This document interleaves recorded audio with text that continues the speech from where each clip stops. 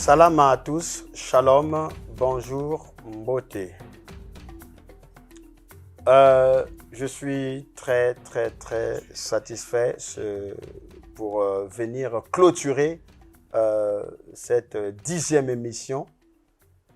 Et je crois que par la grâce du Très-Haut, il nous a donné la force, il nous a soutenus, il nous a donné l'énergie, mais aussi l'illumination, parce que la révélation vient de lui, parce que le peuple meurt parce qu'il leur manque de la connaissance. Et puisque tu as rejeté la connaissance et la science, la Bible dit que tu seras rejeté ou dépouillé du sacerdoce. Et si vous ne voulez pas être dépouillé du sacerdoce, alors il sera avantageux pour vous de vous marier à la connaissance, de chérir la connaissance, de faire de la connaissance votre ami, parce que absence de connaissance égale à la mort. Alors, dans la 9e émission ou l'émission précédente, nous avons vu quelque chose de très fabuleux.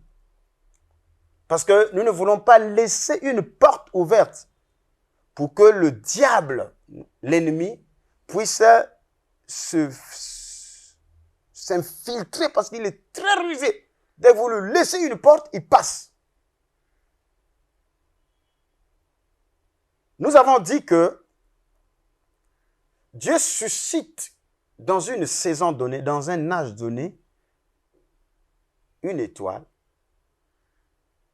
une lumière, une onction, un prophète, un envoyé de Dieu, qui vient avec une mission précise pour annoncer l'évangile du royaume selon les circonstances et les besoins du peuple. Cela a été le cas de Luther.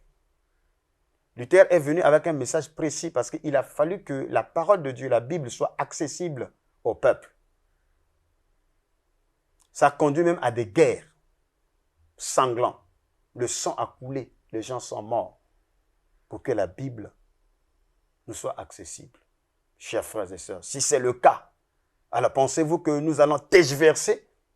Nous allons vous laisser le temps de dire n'importe quoi sur une Bible où, pour que ce soit restauré au peuple, des gens ont payé de leur sang, des gens ont payé de leur vie.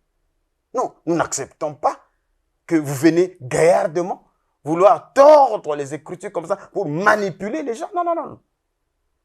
Il y a des gens qui ont combattu pour que nous puissions avoir accès libre à la connaissance qui est inscrite dans la parole de Dieu, qui sont les Saintes Écritures. Tout ce que l'on nous demande aujourd'hui, ce n'est pas aller verser le sang. C'est de prendre du temps, comme cela a été recommandé à Josué, que ce livre de la loi, la Torah, ne se loigne point de ta bouche. Médite-le jour et nuit, car c'est en cela que tu réussiras dans tout ce que tu entreprendras. Donc c'est toute une richesse, la parole de Dieu. Et nous ne devons pas s'amuser avec. Nous ne devons pas nous laisser être manipulés par n'importe qui. Nous devons considérer la parole de Dieu comme étant un trésor qui nous aide à réussir dans tout ce que nous entreprenons, que ce soit spirituellement, que ce soit matériellement, que ce soit économiquement, socialement, au travers de la parole de Dieu. L'accessibilité à la parole de Dieu, nous sommes invités à prospérer et à réussir. Donc, ne laisse pas que quelqu'un puisse te manipuler ou manipuler la parole de Dieu pour t'assujettir comme cela a été fait. Selon la recommandation du pape Nicolas V, pour manipuler les Écritures afin d'assujettir les Africains. Ça ne se fera plus jamais. Parce que ce temps est révolu. Le temps de la servitude est révolu. Le temps de la malédiction est révolu. Aujourd'hui, nous proclamons l'évangile de la libération, l'évangile du jubilé. C'est le jubilé pour l'Afrique. Et donc, quand le serviteur de Dieu arrive dans une saison donnée, il proclame le message. Et ce message est la réponse des soupirs qui sont dans les cœurs des gens. L'onction qui est sur moi, ce n'est pas moi qui l'ai cherché. Il y a des soupirs dans les cœurs des enfants de Dieu. il y a eu des questionnements dans les esprits des uns des autres. Et que fait Dieu? Il prend l'un d'entre vous et il l'illumine et il devient le messager, la réponse à vos questionnements et à vos prières, à vvos demandes. C'est ce qu'on appelle le don de Dieu. Et Frère Branham me dit que le don de Dieu, c'est-à-dire le don, c'est Dieu lui-même. Parce que Dieu agit au travers de son don. Voyez-vous? Donc, Luther a été la réponse. Quand Dieu donne une vision, il y a la provision. Donc, le travail, la mission de Luther, comment s'appelle les scribes qui devaient recopier par rapport à l'urgence, ça ne pouvait pas répondre. Il a fallu que Dieu utilise, on voit un ange de l'intelligence pour révéler une formule pour l'impression, l'imprimer. Et comme Luther n'avait pas de moyens physiques ou financiers pour pouvoir s'acquisitionner d'une telle technologie sensible, parce que nul ne fait l'œuvre militaire à ses propres frais. Quand Dieu suscite une vision, quelque part il y a des provisions. Quand Dieu a montré à Moïse le sanctuaire qui est dans le ciel, l'arche et les ustensiles, il a dit de reproduire cela sur terre. Moïse dit comment je veux faire. Et Dieu avait ces gens-là qui étaient là. Il dit il y a Bethléem, il y a Oliab qui est là, en qui j'ai mis l'esprit de l'invention, l'esprit du génie. Et il est capable de tailler des pierres, etc., etc., et d'enseigner, de former. Donc, il est aussi un formateur. Donc, Dieu est extraordinaire. Il ne fait pas des choses de façon spontanée, non. Il a tout programmé. Voilà pourquoi ces gens-là, ils sont des missions. C'est-à-dire, ils sont en mission. Ils interactivent avec ceux-là qui sont oints par l'onction prophétique ou l'onction sacerdotale. Certains sont des financiers, certains sont des princes, certains sont des Cyrus. Donc, ils interagissent par rapport aux besoins de l'heure. Donc, Luther, en tant que moine, n'avait même pas de brevet pour l'acquisition d'une technologie sensible comme l'imprimerie que l'Église pouvait contrôler. Et sa réforme a lui suivi, a touché les élites, les princes, les sires, les ducs, qui déjà étaient dans des questionnements du genre. Comment l'Église catholique nous assujettit? Comment l'Église catholique nous domine? Comment la papauté nous manipule? Nous dépouille. Donc il y avait déjà une profondeur dans ces ducs-là, dans ces princes-là. Et donc, leur cri a trouvé une réponse par l'onction qui était sur Luther. Et Dieu fait de telles choses avec l'onction du midi qui agit. Je crois de tout mon cœur qu'il y a des gens qui sont oints par cette onction princière. Il y a des Cyrus quelque part. Il y a des ducs du midi. Il y a des princes du midi qui ont été préordonnés, qui ont reçu des instructions comme la femme ou la veuve de Sarepta qui avait reçu des instructions par rapport à Élie. Ils existent. Il suffit seulement que l'onction les saisisse, ils soient en contact avec ça, c'est fini. Ils viendront. Et la mission de l'étendard du midi va prendre de l'essor. Et c'est la manière, c'est le système, c'est la méthode de Dieu.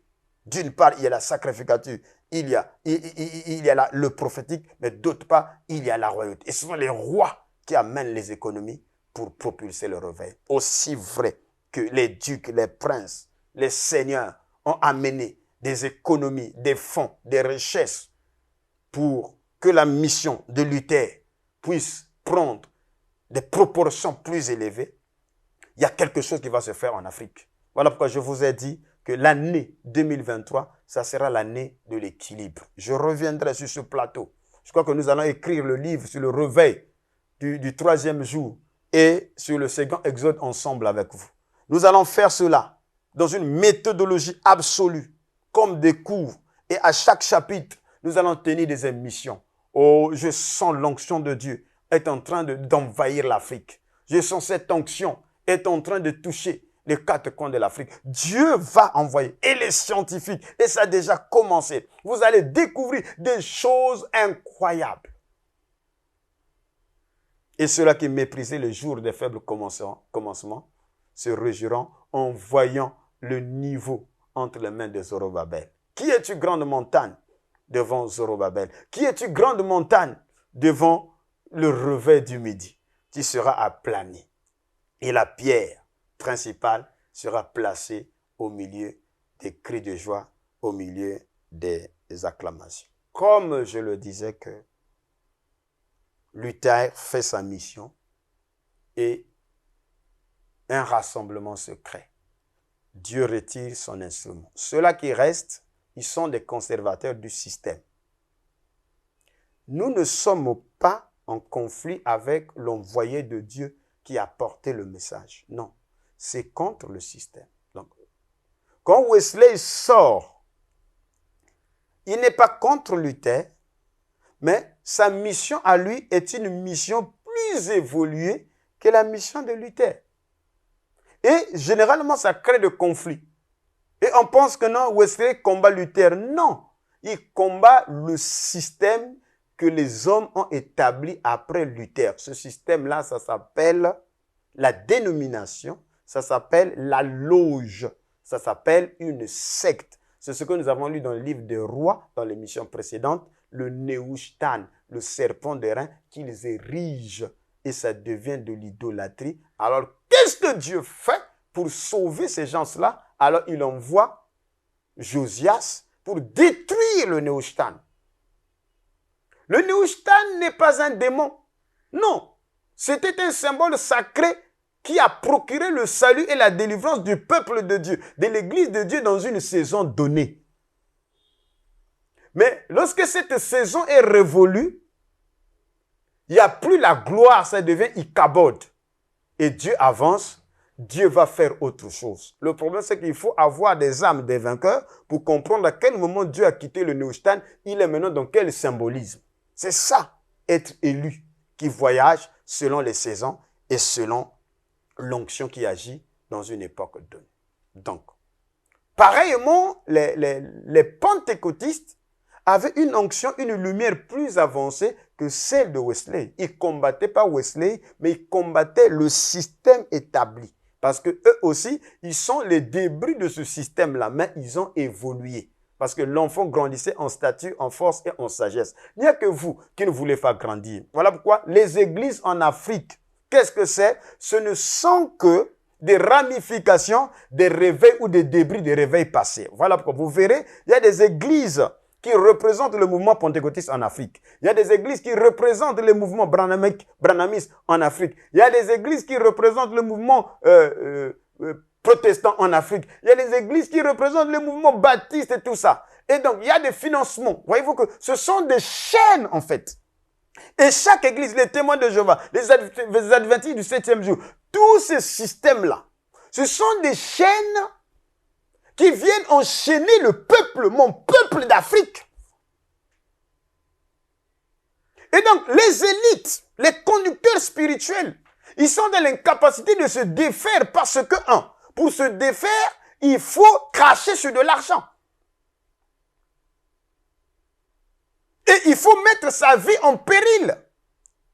Il faut rompre avec toutes sortes de collaborations. Oui, ça s'impose. C'est ça la mission de la croix. Et comme les gens aiment le plaisir plus que Dieu, Même si la vérité est là, à cause du système qui les engraisse, qui les nourrit, ils sont obligés de protéger le système au détriment de la parole de Dieu. Ils ne sont pas là pour vos âmes. Non, non, non, non. Ils sont là pour s'engraisser. Voilà pourquoi ils sont les protecteurs du système. Sinon, il y a quoi de mauvais de dire qu'il y a un réveil en Afrique? Dites-moi, vous et moi, chers collègues, chers amis, chers téléspectateurs, il y a quel péché que de vous dire qu'il y a un réveil en Afrique et que nous devons prier pour que l'Afrique se réveille. Les mêmes pasteurs qui sont des Africains, ils ripostent en disant que l'Afrique ne se réveillera jamais. Un pasteur. Que l'Afrique, les choses ne pourront jamais marcher. J'ai entendu des pasteurs comme ça. Je dis, même si je ne suis pas pasteur, ma fille, mon fils ne pourra jamais aller dans une telle église. Il ignore que l'Afrique qu'il maudit là, qui ne pourra jamais se développer, ce sont ces Africains-là qui sont dans cette église. Et ces Africains, ils disent Amen. Et ce sont ces mêmes Africains qui vont dire payer la dîme. Mais maintenant, cette dîme-là, la Bible dit que mettez-moi de sorte à l'épreuve si je n'ouvre pour vous les écluses dessus. Dites-moi, puisque l'Afrique ne sera pas bénie, mais pourquoi vous demandez la bénédiction? Que l'Afrique ne va pas se développer. Bon, pourquoi vous prêchez? Non, c'est l'envoûtement. Les églises sont devenues en Afrique des camps de concentration, des mouroirs, des couloirs de mort. C'est incroyable, c'est incroyable. Où est la bonne nouvelle qui est prêchée aux pauvres? Parce que l'Afrique est le continent le plus riche qui abrite les hommes les plus pauvres de la planète. Raison pour laquelle c'est là qu'il faut prêcher la bonne nouvelle aux pauvres. Mais la bonne nouvelle aux pauvres ne vient pas pour les appauvrir, c'est pour les relever, c'est pour changer leur état, leurs conditions, leur mentalité.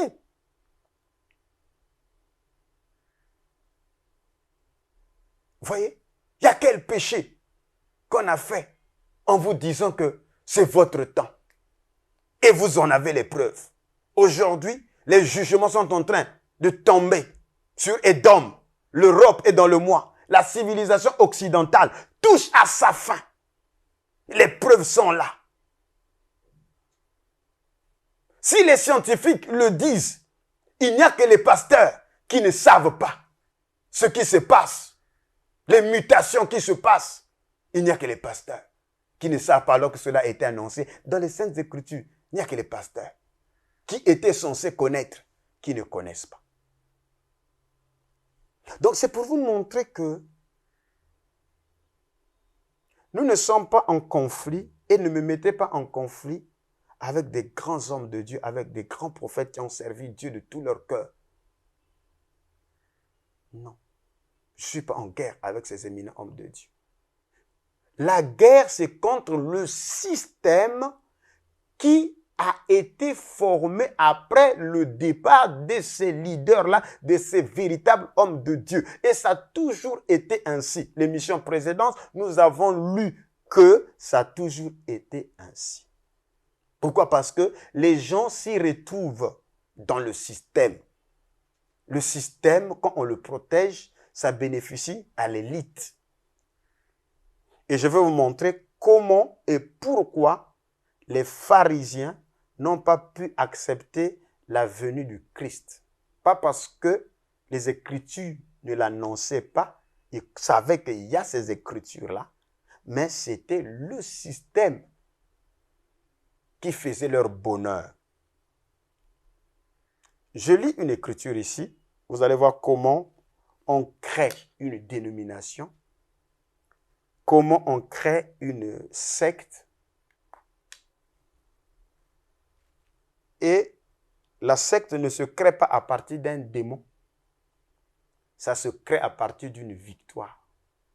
Dans Deutéronome 18, le verset 15, la Bible dit, jusqu'au verset 19, « L'Éternel, ton Dieu, te suscitera du milieu de toi, d'entre tes frères, un prophète comme moi. » Donc Moïse est en train de montrer ici que L'Éternel, après Moïse, les temps viendront, il y aura un prophète semblable, comparable. Il dit comme moi. Donc, il n'est pas interdit qu'un prophète comme Moïse apparaisse. Ça, c'est Moïse qui annonce cela, chers frères. Suivez attentivement. Vous qui avez mis des points, qui avez mis des interdits. Moïse, dans la Torah, n'a jamais interdit qu'il n'y aura pas un prophète comme lui. Il dit que l'Éternel, ton Dieu, te suscitera du milieu de toi, d'entre tes frères, un prophète comme moi, vous l'écouterez. Donc, comme moi, il y a notion de semblable. Il y a notion de comparaison. Ce prophète, il répondra ainsi à la demande que tu fis à l'Éternel ton Dieu à Horeb le jour de l'assemblée, quand tu disais que je n'entende plus la voix de l'Éternel mon Dieu et que je ne vois plus ce grand feu afin de ne pas mourir. L'Éternel me dit, ce qu'il dit est bien. Je leur susciterai du milieu de leurs frères un prophète comme toi. C'est une prédiction et ça arrivera. Le problème, c'est que les gens lisent, mais c'est lorsque l'accomplissement de la prophétie arrive, c'est là il y a guerre. Je mettrai mes paroles dans sa bouche et il leur dira tout ce que je lui commanderai. Et si quelqu'un n'écoute pas mes paroles qu'il dira en mon nom, c'est moi qui lui demanderai des comptes. Donc, selon les promesses, les prédictions de Moïse, l'Éternel, lui, à un moment donné, il va susciter un prophète comme Moïse. Donc, comme Jacques a dit, il n'est pas interdit d'être comme Élie. Et il n'a jamais été interdit d'être comme Moïse. Mais regardez ce qui a bloqué les pharisiens. Ce n'est même pas Moïse qui a dit ça.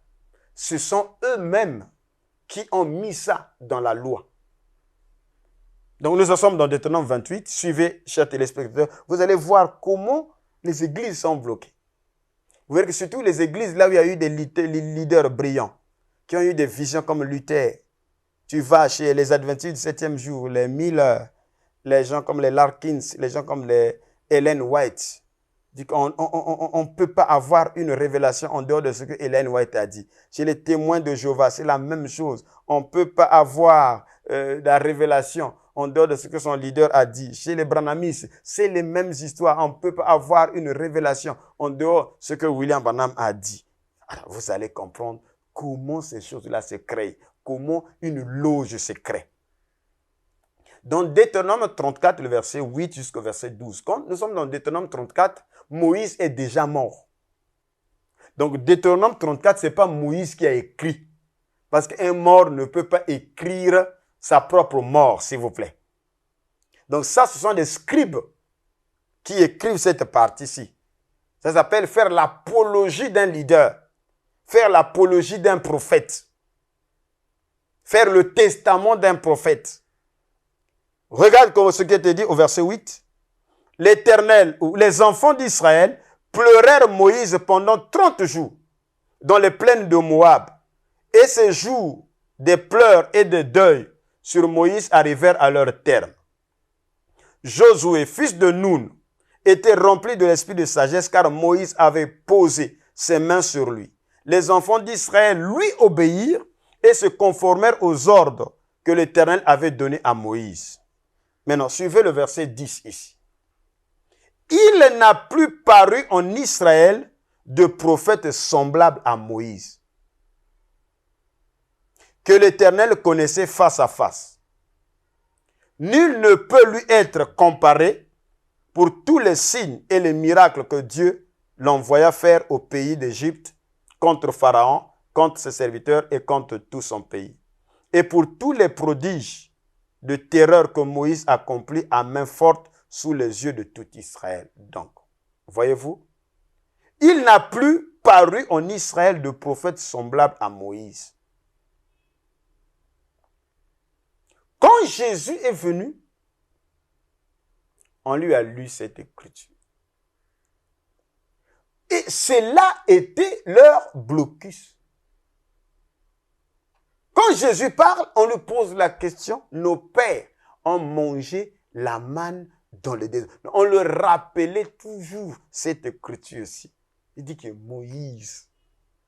Donc, à chaque fait, vous allez bien étudier les évangiles. On attrape une femme en flagrant délit, on l'amène. Donc la loi de Moïse dit.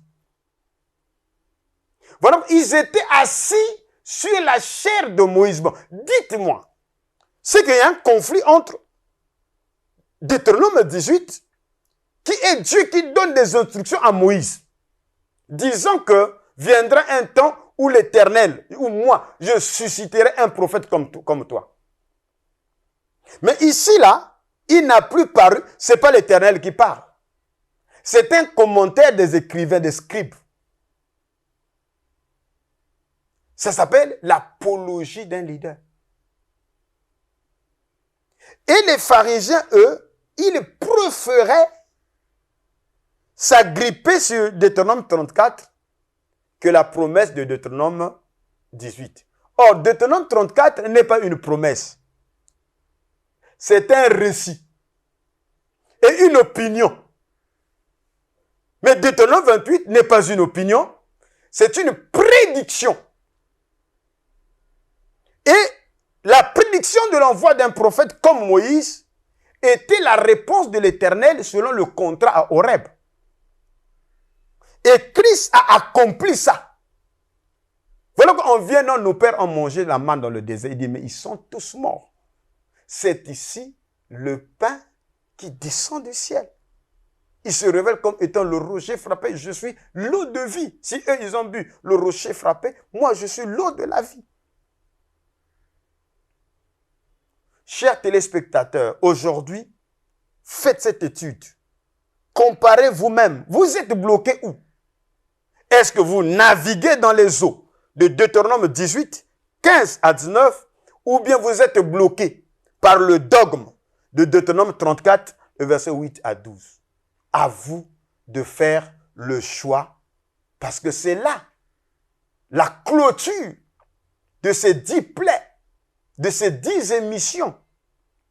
Voilà pourquoi toutes les fois qu'on a mis en lumière sur la vision des dispersés d'au-delà des fleuves de l'Éthiopie, démontrant ainsi, selon Lévitique 26 et Deutéronome 28, le verset 68, que Israël devait revenir en Afrique, et c'est à partir de l'Afrique qu'ils seront dispersés aux 4 coins de la terre jusqu'à dans les îles de la mer, et qu'une partie resterait au-delà des fleuves de l'Éthiopie.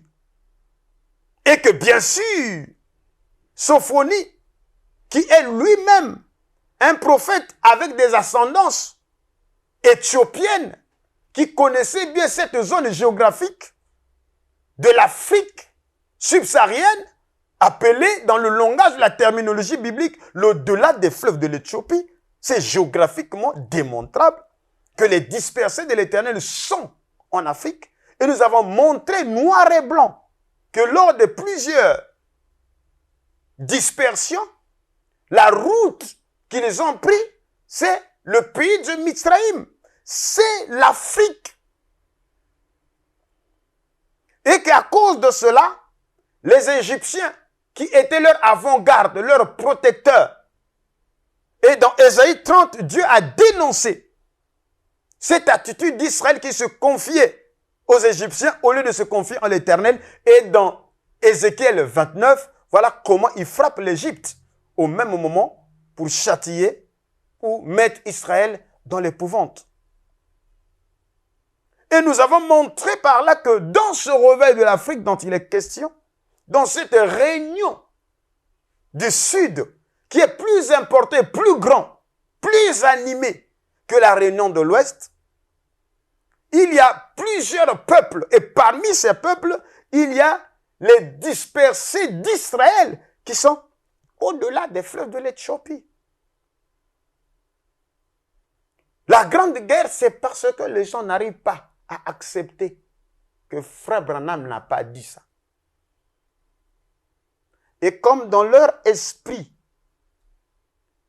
ils sont bloqués par Deutéronome 34, le verset 8 à 12, que personne ne peut avoir une révélation de haut niveau en dehors de William Branham, en dehors de Ellen White, en dehors de Scofield, en dehors de Larkins, en dehors de Miller. Voyez-vous, c'est ça où il y a la guerre. Donc ce n'est pas que ce que nous disons soit faux. Parce que personne ne peut se lever pour démontrer que ce que nous disons est faux. La preuve, c'est qu'il y a des pasteurs qui ont voulu s'aventurer pour taxer cela de démoniaque, que c'est de l'onction diabolique. Mais nous sommes ici à la 10e émission. Aucun d'eux n'a encore levé le doigt. Et nous avons dit, maintenant, parlez. Vous êtes docteur, nous sommes docteurs. Vous êtes apôtre, nous sommes apôtres. Vous êtes prophète, nous sommes prophètes. Ouvrons les Saintes Écritures et débattons. Comme à Jérusalem. Pour traiter sur la question. Est-ce que ce que nous disons, c'est de la vérité ou c'est de l'erreur? Nous avons dit que les Israélites de la Bible étaient des Noirs. Et aujourd'hui, ce discours est relayé même par le rabbinat d'Israël. Les vérités commencent à sortir. Que les Israélites de la Bible n'ont jamais été des Blancs. Montrez-moi dans la Bible, vous les gens du message du temps de la fin. Frère Branham vous dit que les Japhétites, c'est la race blanche, non? Montrez-moi où, dans la généalogie des Israélites, à quel moment ils se sont mariés avec des Japhétites. Parce que pour que Israël devienne blanc dans la Bible, il faudrait qu'il y ait mariage avec ce peuple blanc. Nous connaissons la généalogie. Nous avons les nombres. Nous avons les 2 chroniques. Nous avons le livre d'Esdras. Nous avons le livre de Néhémie. Nous avons le livre de la généalogie qui est bien mentionné dans Luc et dans Matthieu. Montrez-moi l'intrusion dans la lignée des Israélites, des Japhétites. Les Japhétites apparaissent pour persécuter le peuple de Dieu. Ils ont fait leur intrusion, les Japhétites, en 333 avec Alexandre le Grand. Ils sont des destructeurs. Ils viennent pour détruire le peuple de Dieu. C'est des envahisseurs. Et s'ensuit, en 73 avec Rome. Et Christ est né sous Rome. Le 4e empire. Mais à quel moment il y a eu lien de mariage? Voyez-vous? Donc nous ne parlons pas parce que nous voulons parler. Nous traitons des Israélites qui sont au-delà des fleuves de l'Éthiopie. Et c'est votre esprit qui a été formaté. Non, mais qu'en est-il de ceux-là qui sont en Israël? Nous traitons des Israélites qui sont en Afrique. Voilà la vision du réveil du midi.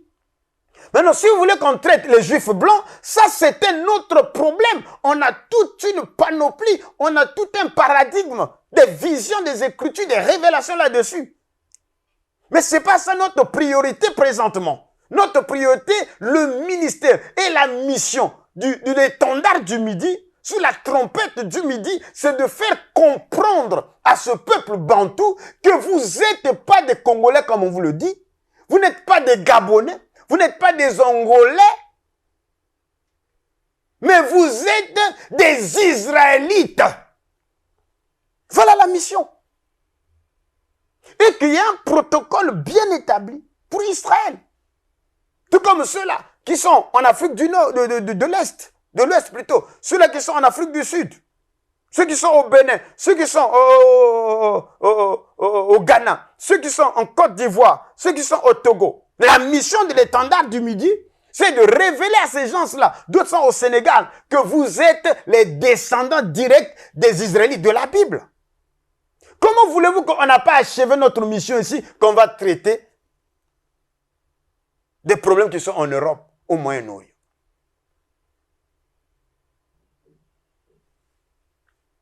Voyez? Donc, le dogme est bien établi. Les gens sont fous de la parole de la promesse. Ils sont dans le dogmatisme. Ils ont mis des points. qu'après tel, il n'y a plus d'autres révélations. Mais vous mourrez. Même le travail que nous faisons, les générations, les enfants que nous engendrons, ils seront plus avertis, plus illuminés, plus informés que nous. Parce que nous ne sommes que, comme Jean-Baptiste, peut-être les voix qui crient dans le désert. Mais sinon, il y a un réveil pour l'Afrique. Et l'Afrique va se réveiller. Il y a un réveil des enfants d'Israël qui sont au-delà des fleuves de l'Éthiopie, ceux qui sont dans les Caraïbes, ceux qui sont aux Amériques. Ils vont se réveiller, que vous le voulez ou pas. La machine est déjà mise en marche. Vous ne pouvez plus arrêter cela. Voilà comment vous voyez que je suis déconcentré, décontracté plutôt. J'ai voulu tourner cette émission le plus simplement possible parce que ça a été pas facile depuis qu'on a commencé avec cette émission. Nous pensions que nous serons accueillis comme des héros. Mais le résultat a été le contraire. L'acharnement et tout. Je dis, mais quel peuple! On parle de vous. Vous voulez raconter des histoires de qu'est-ce que ça va nous faire si on découvre qu'on est israélite. Mais ceux-là qui ont caché ça, quand ils ont caché, ils ont prospéré. Parce qu'il est écrit dans Romains 11 que l'amoindrissement d'Israël a été la richesse des nations, des païens. Et à combien plus forte lorsqu'ils se convertiront. Ça sera la vie d'entre les morts. Donc Dieu n'ajoute pas des richesses. Les richesses passent d'une main vers une autre selon les ères, selon les périodes, selon les dispensations, selon les saisons. Donc il y a eu un temps de règne des nations. Et le règne des nations touche à sa fin. Et Dieu retourne vers son peuple. C'est clair et net selon les saintes écritures. Voilà pourquoi nous sommes là, chers téléspectateurs. C'est pour faire éclater la vérité.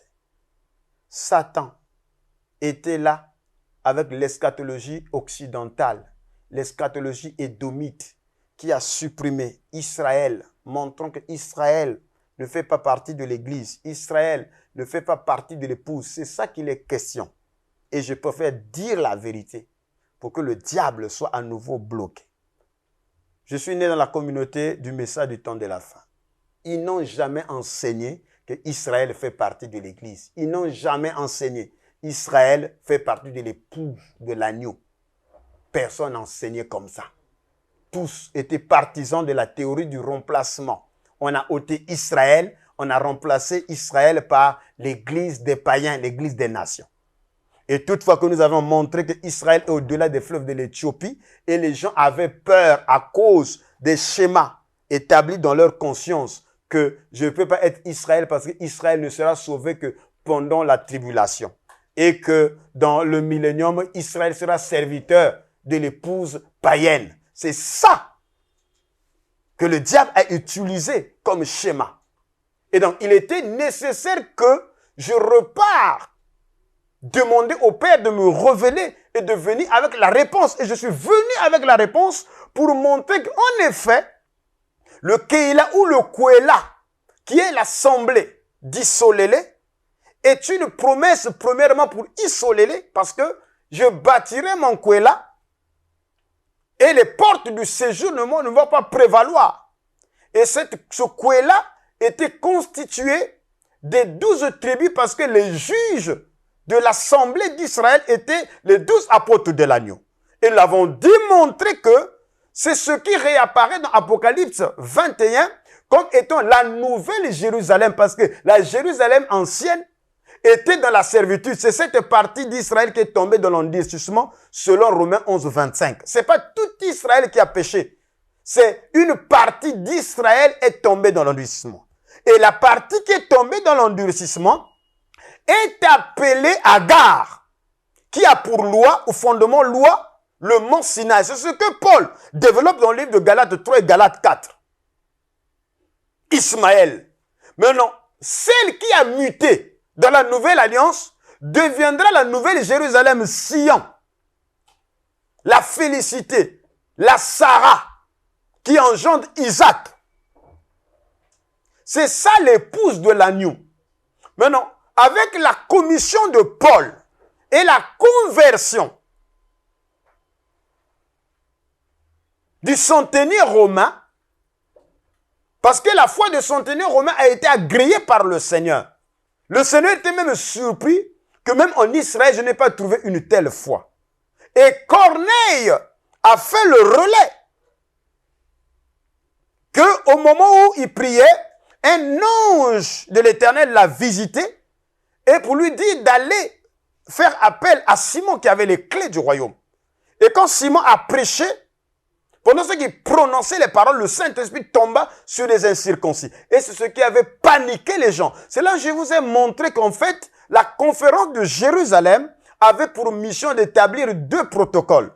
Il y a le protocole des dispersés des 12 tribus. Donc le livre de Jacques, serviteur de l'Éternel, écrit aux 12 tribus qui étaient dans la dispersion.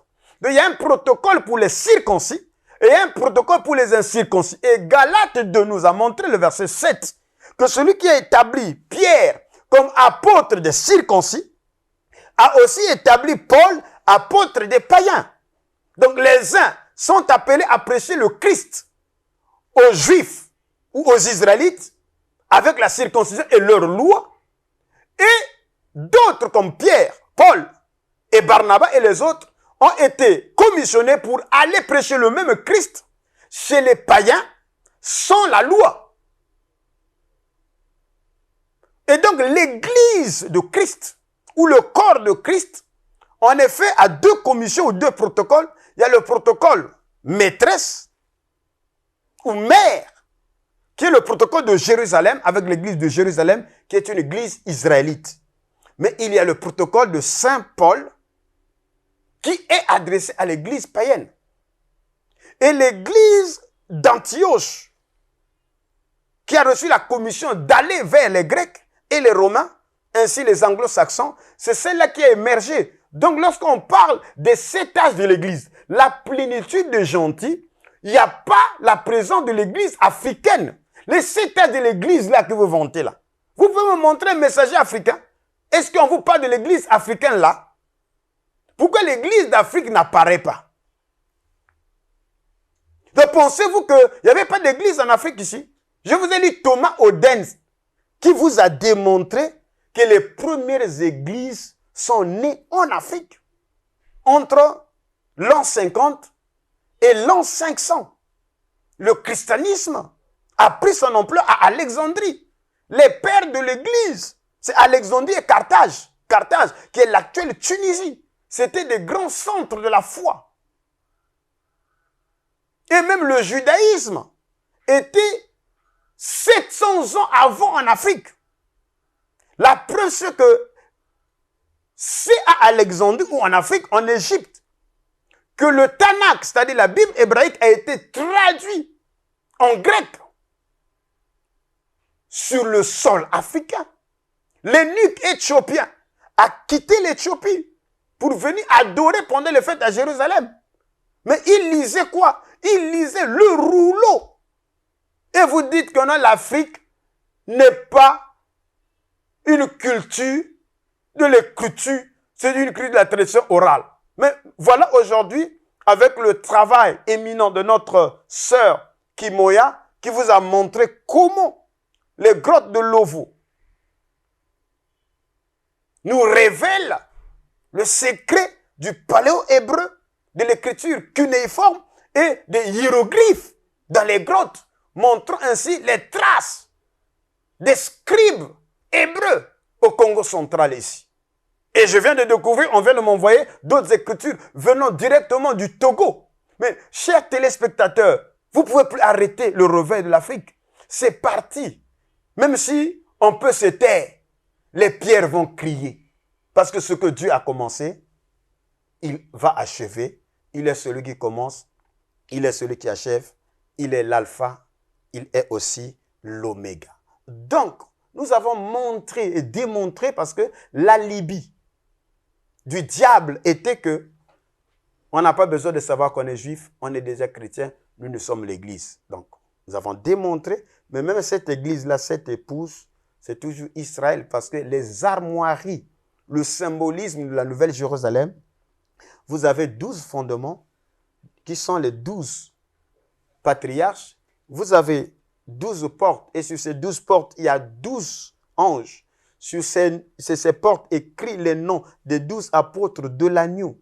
Et la ville est rayonnante des 12 pierres, qui sont les 12 pierres de naissance des 12 enfants de Jacob, qui sont les patriarches. Et ce sont les 12 pierres qui étaient placées sur le pectoral d'Aaron.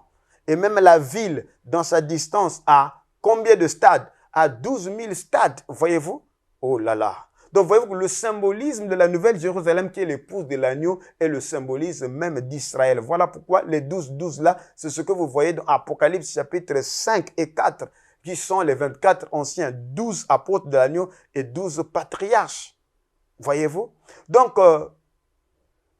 nous avons montré ces choses-là, mais nous ne voulons pas que le diable puisse utiliser cela pour retourner ça. Non. Vous voulez dire que Israël, c'est l'épouse. Non, l'épouse, dans sa matrice, dans son substrat, c'est Israël. Romains 11 dit que les païens ont été greffés. L'olivier sauvage a été greffé sur l'olivier d'Israël, qui est l'olivier franc. Ce n'est pas le contraire n'est pas faisable. Les alliances, les promesses et tout ça, les deux alliances ont été traitées avec Israël. Il n'y a aucune écriture qui montre où Dieu a traité une alliance avec les païens. Ça n'existe pas. Les païens ont été graciés parce qu'il y a une partie d'Israël qui a péché. Et donc, la partie d'Israël qui est tombée dans l'endurcissement, c'est là où les païens ont été greffés. Sinon que Dieu n'a pas coupé tout Israël. Voilà pourquoi la partie d'Israël qui est restée se trouve au-delà des fleuves de l'Éthiopie. C'est cette église-là d'Israël qui se retrouve ici au midi, qui fait partie du réveil de l'Afrique. Et dans ce réveil de l'Afrique, il y a aussi les Israélites qui se réveillent, qui retrouvent leur identité. Voilà pourquoi ils sont tombés ensemble avec les Égyptiens. Mais quand Dieu les restaure dans Ésaïe 19, le verset 18, il dit, en ce temps-là, 5 villes dans le pays d'Égypte parleront l'hébreu. Et ils jureront par l'Éternel des armées. Et l'une d'elles sera appelée la ville du soleil. Et la ville du soleil, c'est cette ville appelée Beth-Shemet, qui est une ville sacerdotale. Mais c'est là où l'arche, quand ça a quitté chez les Philistins, et vous savez que les Philistins, c'est l'Occident, l'arche est venue accoster là, dans la ville Beth-Shemet, qui est la ville du soleil, la ville de l'illumination. C'est tout un ministère, c'est tout un secret là-dessus. Chers frères et sœurs, nous sommes en pleine prophétie. Parce qu'en ce temps-là, Ésaïe dit que l'Éternel se fera connaître aux Égyptiens. Et les Égyptiens connaîtront l'Éternel. Ils feront des vœux à l'Éternel et ils les accompliront. Et Israël, lui, s'unira à l'Égypte. Voyez-vous que quand il faut s'unir, c'est devenir un. Parce que ce qui se passe, c'est que le peuple d'Israël, au demeurant, il est sémito-kamite. Déjà, Ephraïm et Manassé sont des tribus israélo-égyptiennes. La tribu de Juda et les autres, ils sont israélo-kamites. Vous voyez? Et à la sortie, vous voyez que Rahab se marie à un général. Et Christ est venu par cette lignée-là. Il n'y a pas Japheth dans la généalogie de Christ. Il ne peut pas être blanc. J'attends une écriture. J'attends, ne fût-ce qu'une écriture. Parce que c'est l'écriture qui fait autorité. C'est ça le problème. Donc, vous voyez que c'est un peuple qui, depuis la nuit des temps, étaient toujours ensemble. Et comme il est dit, tu ne prendras pas l'Égyptien en abomination parce que tu as été en séjour en Égypte. Tu ne prendras pas l'Édomite en abomination parce qu'il est ton frère. Ces enfants qui naîtront à la 3e génération entreront dans l'assemblée d'Israël.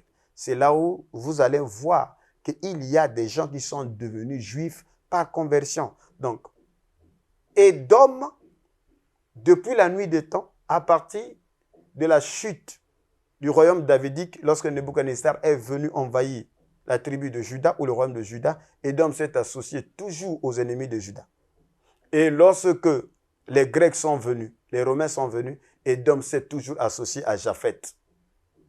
Et donc, Édom et Japheth, ils forment une coalition avec une mission selon Psaume 83, pour vouloir extirper et faire disparaître le nom d'Israël de la surface de la terre. Quant à Jacob, lui, il s'associe avec Cam. Alors, d'où nous comprenons selon les prédictions de l'Éternel à la maman ou Rebecca, disant ainsi, dans le ventre, dans ton sein, il y a 2 nations qui se battent. Mais l'aîné sera assujetti par le cadet. Donc, ces alliances-là, entre Édom et Japheth, créent la race blanche. Et Jacob, avec Cam, ils forment un seul bloc, ils deviennent la race noire. Voilà comment le monde est en conflit aujourd'hui entre les 2 sémences qui se battent, qui étaient dans le ventre de Rachel. Nous reviendrons plus tard dans les jours à venir pour commencer une nouvelle série des émissions. Et cette fois-ci, ça sera le réveil du 3e jour. Alors, pour clôturer, c'est que je vais attirer votre attention. Ceci est le temps de l'Afrique. C'est le réveil des Kamites, c'est le réveil des Égyptiens, c'est le réveil des Éthiopiens, c'est le réveil des Israélites qui sont dispersés au-delà des fleuves de l'Éthiopie. Nous sommes comme au temps de Christ, à un temps de recensement. Qui es-tu? Repars dans ta terre d'origine, repars dans ta zone de naissance pour le recensement. Si tu es un Égyptien, cherche les promesses qui parlent de la restauration de l'Égypte. Si tu es Éthiopien, étudie, cherche les promesses qui parlent du relèvement de l'Éthiopie. Si tu es Israélite, repars, va mener des recherches, cherche les promesses qui parlent du second exode et de la rédemption ou de la restauration d'Israël selon Ézéchiel 37, le retour ou la restauration, la réunification des ossements desséchés. Nous vous invitons maintenant, alors que nous clôturons cette série de 10 émissions, il est question maintenant que nous puissions organiser une conférence de presse ici à Pointe-Noire et une autre conférence de presse à Brazzaville. Comme je vous ai dit que je suis très relax. La victoire, elle est là, elle est assurée. L'heure de la proclamation du message du midi a sonné. Et pour cela, le ministère de l'étendard du midi, ce n'est pas simplement le Dr King. Tous, nous sommes invités à mettre la main dans la pâte. Ceci nécessite des apports financiers. Ceci nécessite des apports dans les prières parce que le combat, il est d'abord spirituel. Ceci nécessite des apports matériels. Il nous faudrait parler. Il faudrait concevoir des dessins animés. Il faudrait concevoir des documentaires. Tout ce qui est indispensable pour la propagation du message de la vérité sur l'identité d'Israël, sur le revers de l'Afrique.